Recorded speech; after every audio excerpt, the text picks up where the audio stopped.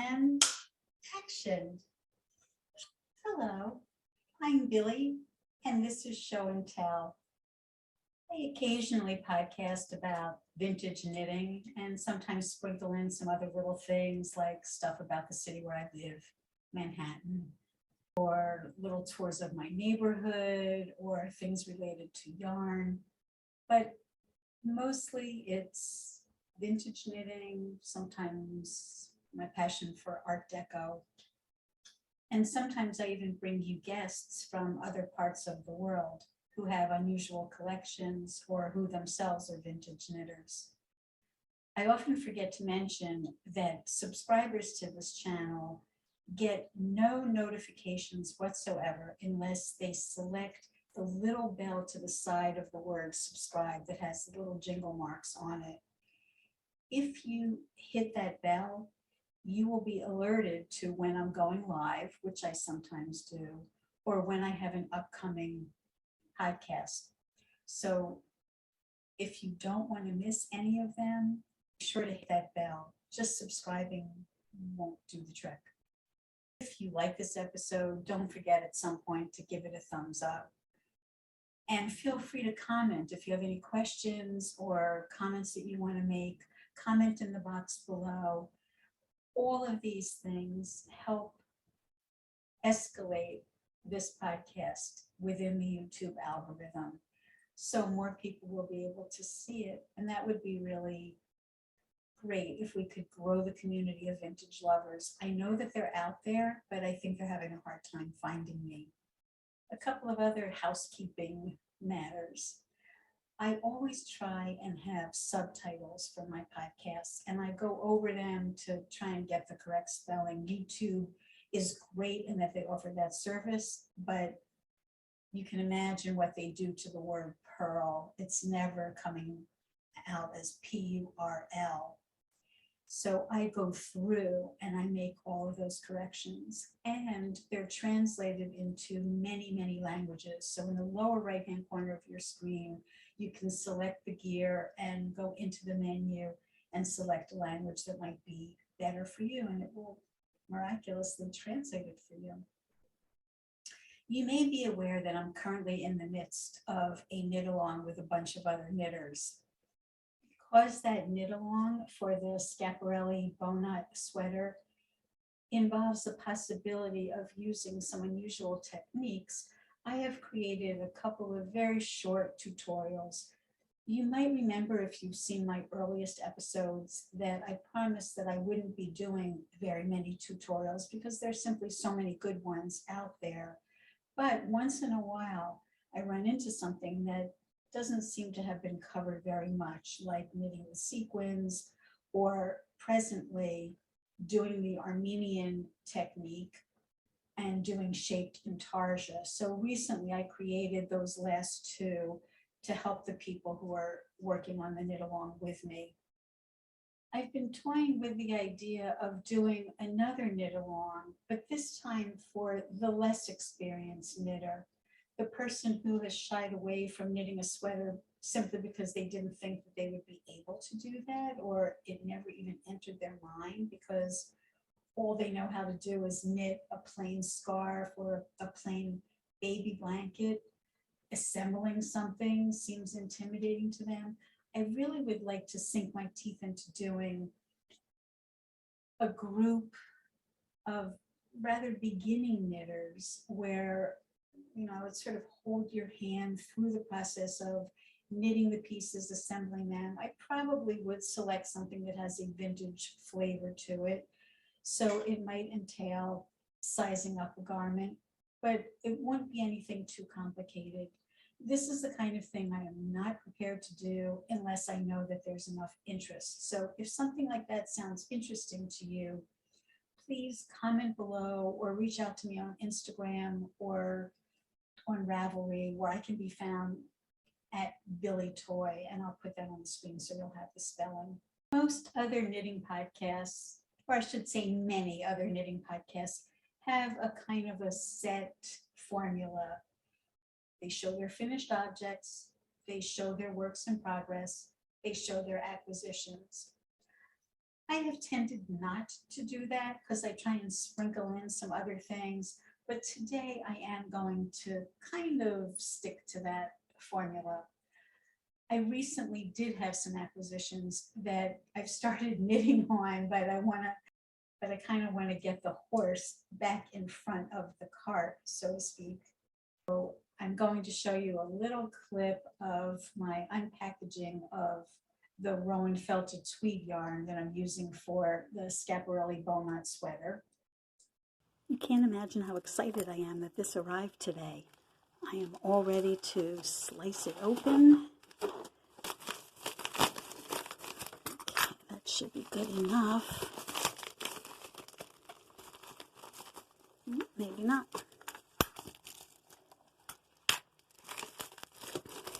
They really packed it in here tightly. Wow.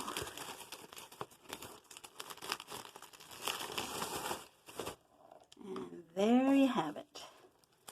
I forgot to mention that this is Rowan felted tweed, and my colorway is Barbara, that's the shocking pink, and I think it's just called black. Perhaps you've been watching the series on the Knit Along, where I've shown little bits and pieces of my project, but I thought I'd go a bit more in depth since it's just me and not the whole crowd. So I have been working on this top down. Here's the top of the back, and I've only knit partway down the back. It's very straight, simple knitting, nothing fancy, just a matter of getting the right width of the pink to match up with the pink that will be in the front.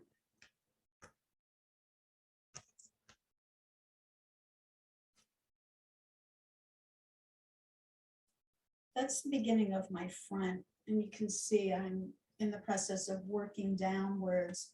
Those are the loops of the bow, and then there'll be streamers of the bow. I also did a little bit of the upper part of the sleeve because I wanted to assemble the front, the back, and the sleeve to make sure that this whole area was going to work well together. The pattern is written in just one size. I think it's a 34-inch or 36-inch bust. I had to enlarge it, which means that throws everything off. But by starting at the top, I'll be able to see if I can get those three components to work together. The sweater dates back to 1927. It's a rather iconic sweater. It's held in several museum collections, including the Philadelphia Museum of Art and the Victoria and Albert in London. But a woman named Lisa Stockybrand, who I interviewed in a prior episode, was given permission to take a look at the original sweater. She worked at the Philadelphia Museum at the time that they did a Schiaparelli retrospective. And using that in conjunction with a pattern that had been printed in Ladies' Home Journal the following year, she was able to recreate a pattern that would work for contemporary knitters with contemporary yarns and a more contemporary gauge. I think the original sweater was done in 9 stitches to the inch. The sweaters were done by a group of Armenian knitters who used a particular technique. Now, we don't believe that it stems from anything historical, but it was dubbed the Armenian technique simply because they were Armenians living in Paris. And what they were doing was catching floats all the way throughout the sweater. So in other words, in this black section, they would be catching shocking pink floats behind. It does something very peculiar to the fabric. It makes it a little, of course, thicker, but it also makes it a little tight. And I didn't want that. I wanted something that would be soft and drapey. I also didn't want to go through the trouble of manipulating two yarns all the time. Plus, it uses significantly more yarn. So rather, I opted to do just simple intarsia. So my black is black on both sides. The pink is pink without any stranding. The only area that I've stranded is in the center, back in here, because I didn't want to have to carry a ball of black, a ball of pink, a ball of black, a ball of pink, and another ball of black, and two pinks.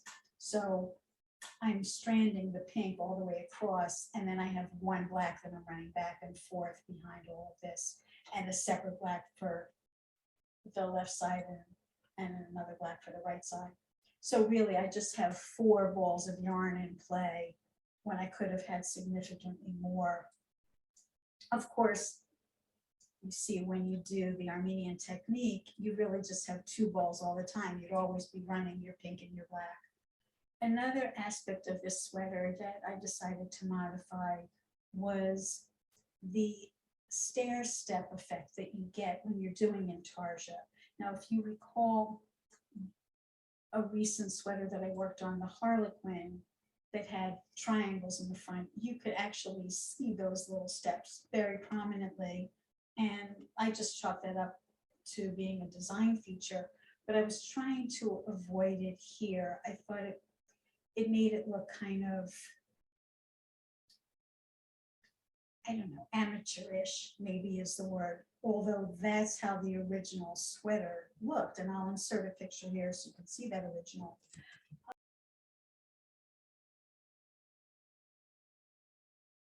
I opted for doing something called shaped intarsia. So when I got down to here, you can see that it's smooth, there's no jogs. And in a corresponding tutorial, I describe how you go about doing that. It's a matter of decreasing on one side, increasing on the other, and you get a smooth transition.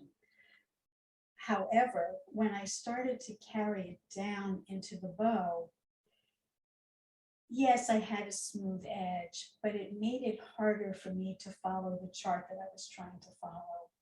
And I ended up with loops of the bow that I thought were unattractive. I tried at least 6 different times. I would knit part of the way down, and then I would rip it back to the V where I had connected the left shoulder to the right shoulder. So I kept going down and then ripping back many times, more than I'd ever ripped back. Of course, each time it got a little bit better. But what I was doing in an effort to avoid all that rigmarole of catching floats was I just did this whole section in pink, and then I used duplicate stitch on top of the pink to create these black sections. What ended up happening was this section was very stiff and super thick, as was this and this. And at the end of the day, I really didn't like the fabric. I really thought, I'm not going to be happy with that. So as much as it broke my heart all those hours, I ripped it back yet again. And that's when I decided to kind of stick to the chart, do the little stair-steppy thing, and get over it. And I think, you let me know, I think it doesn't look bad. I'm pretty happy. I'm happier with this than I was with how it was before.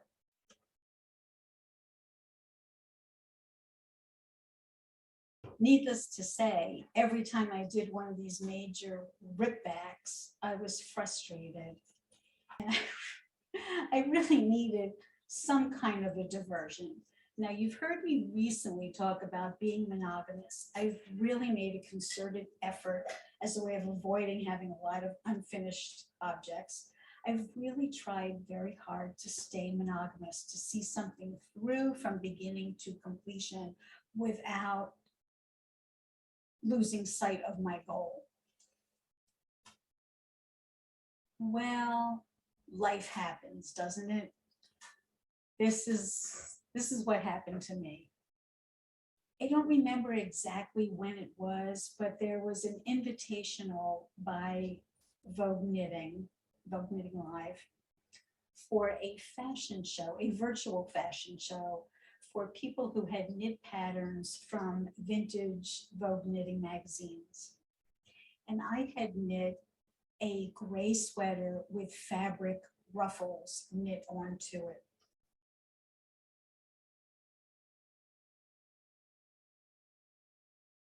And I decided to enter this fashion show. Well, one of the ways that Vogue Knitting said thank you to the participants in the fashion show was they gave us a voucher good for a future Vogue Knitting event where you could take one of the lectures at no charge. Part of that package was you could enter the virtual marketplace, and various vendors were offering discounts on their products. So I dropped into several of these, and I stumbled upon this company that I had seen when I went to Vogue Knitting Live in New York in January 2020. I had seen their yarn, hadn't purchased it, but the woman at the booth was very kind and she gave me some really small samples. What impressed me most about them was the wide array of colors. Now, if you've been watching my show, you know that I need to have a palette of about 140 colors to choose from because I'm always trying to match up, you know, get the red to be this red. It's not easy.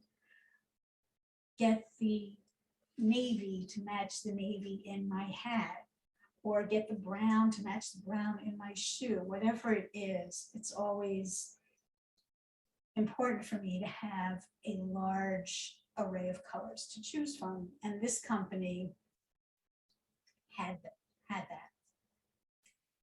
So that, coupled with the discount that they were offering, I got the idea of stepping out of my comfort zone and buying yarn for a future project, which I try really hard not to do. I try not to have stash at all because it's too tempting. And then you have all these projects that you started because your yarn arrived, and you get sucked into starting things that end up often not getting finished. So I've really been disciplined about not doing that. But here was the temptation, and the woman was so nice, Jennifer of Good Loops. She was nice enough to stay on with me after the session ended. I went into my hat box and I brought out the hat to show her. I wanted to match the color of the yarn to that hat. And she was really helpful. There's no way that I ever would have selected a color called charcoal that seemed to be in the gray family for a hat that in my mind seemed to be very like bluish. But when we got the hat and the yarn together on our screens, it looked like her color was the right way to go.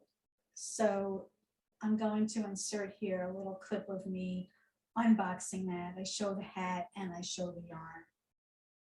And I'm back with another, I can't call it unboxing because it's not a box, but unpackaging of a yarn for my next project. I think in the spring, I'm going to do another knit along, and I will divulge the sweater pretty soon. But in the meantime, I ordered during Vogue Knitting Live when they were offering discounts. I ordered from this vendor called Good Loops. How pretty this bag is. The woman was kind enough, Jennifer was kind enough to stay on Zoom with me after the session ended. I pulled out a hat from my hat box I wanted to match the color to. And let's see how she did. Nice, hello, I'm a 100% compostable bag. Well, that's good, I like that. I think it's gonna be perfect. I should really get the hat to show you. Jennifer, you've done good. This is charcoal. The yarn is 40% bamboo and 60% cotton. And it's supposed to give 31 stitches and 34 rows. So that's my preferred weight, fingering.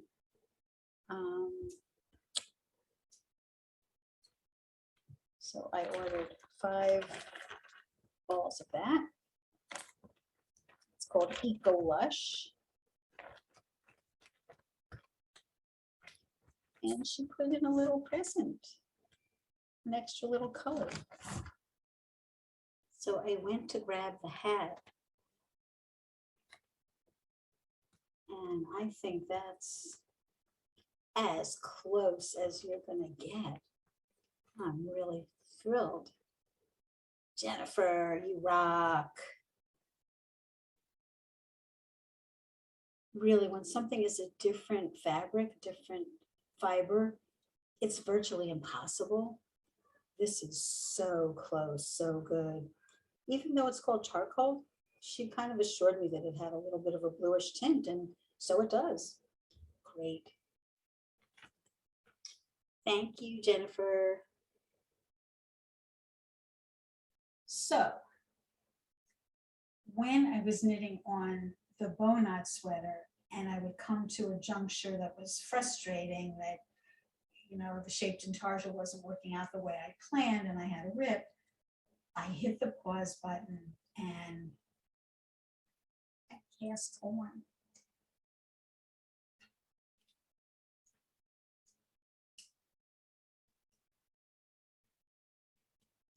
This pooling is not because of different balls of yarn. That's just the nature of how this fiber is. This is a short sleeve sweater. I was really looking forward to warmer weather, and I feel that's a gap in my sweater wardrobe. I don't have a lot of summer sweaters. So it's very soft, it's very lightweight, and then as you can see, this pattern has its own perforations that I think should make it even airier. You might remember seeing a sweater like this on Sophie when she appeared as a guest in one of my earlier episodes. Hers was kind of a peachy pink color. And although I love the color that she used, I didn't want to copy her completely. So I went with this color because I'm going to have that matching hat. So I started on the front. It's a pretty easy knit. These little stitches are created in an interesting way. You do a yarn over and then you knit up and then you drop back to where that yarn over is. Kind of a catchy thing I've never seen before. It's not totally mindless knitting. You do have to pay attention a little bit. You want to get the right number of rows. Once you get the sequence down, it's not hard to remember, but you do have to keep track. I do have a row counter attached. But I was going out this week to a focus group and I knew there was going to be a lot of downtime.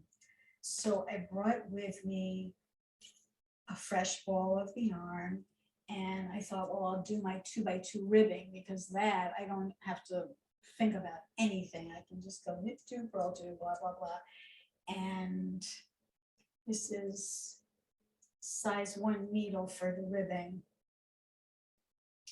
But I accomplished this while I was at that focus group in between the little segments that they have us doing.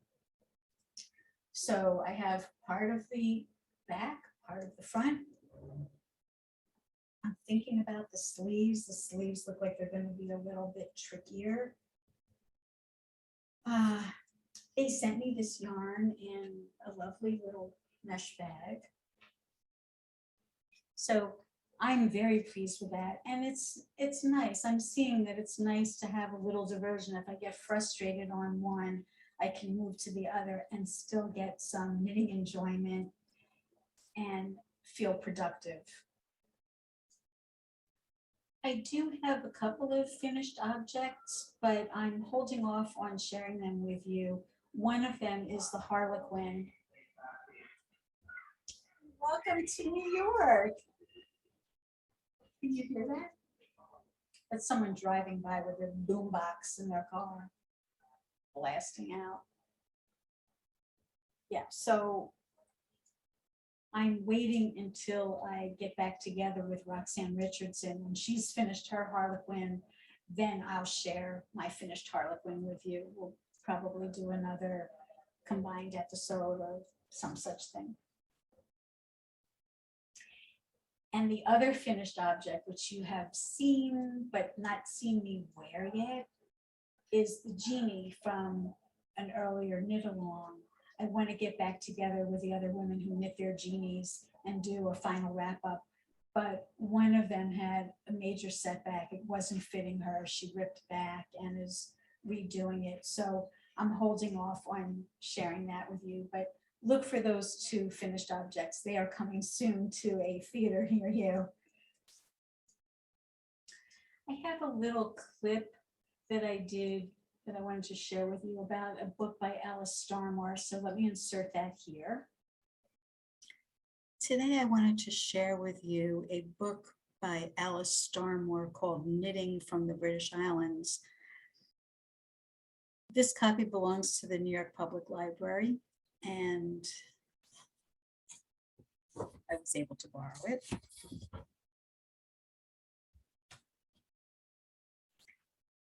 "30 original designs from traditional patterns," copyright 1983. Since then, she seems to have become quite a famous personality in the knitting world. She talks about ganzes, and then she goes into patterns. This is the Sheringham for man or woman. And she gives charts as well as written instructions.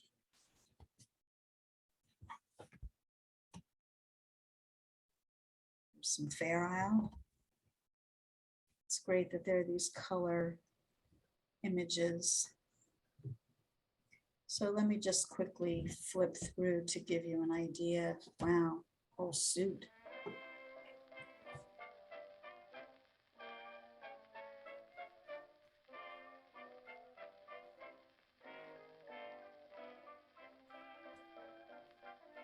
There's a wide array of techniques from cables and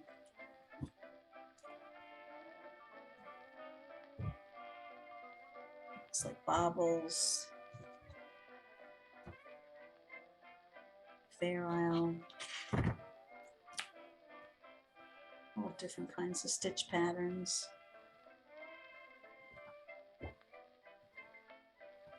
And evidently from different regions, the Baltic Circle, and she goes into great depth about where these traditions came from.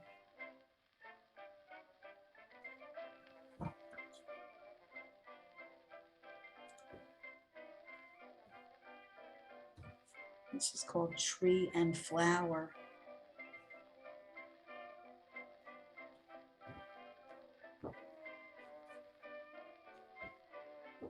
She's even got some children's patterns, boat and anchor.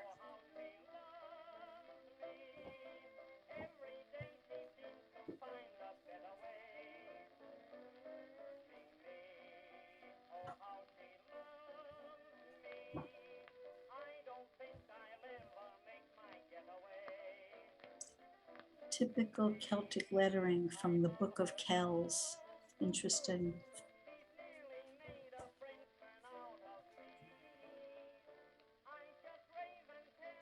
It says detail from the St. Mado's stone in Perthshire. 2 examples of a continuous interlacing line.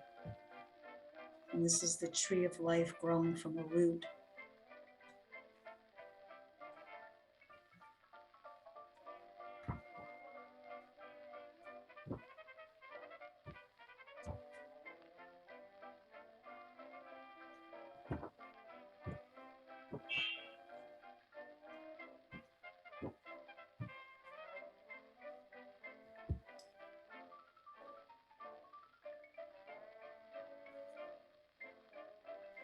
This says the Trinity stitch, I'm not familiar with it, is thought to be so named because the pattern is formed by working 3 stitches from 1 and then 1 from 3, thus signifying the Holy Trinity.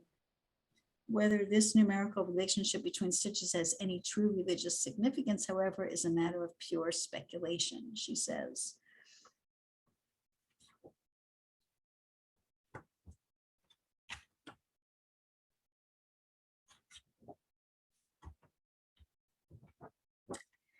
So there you have it. If you want to get into some vintage Alice Starmore, you might be able to find this book at your public library. And I will leave you with a pearl of wisdom.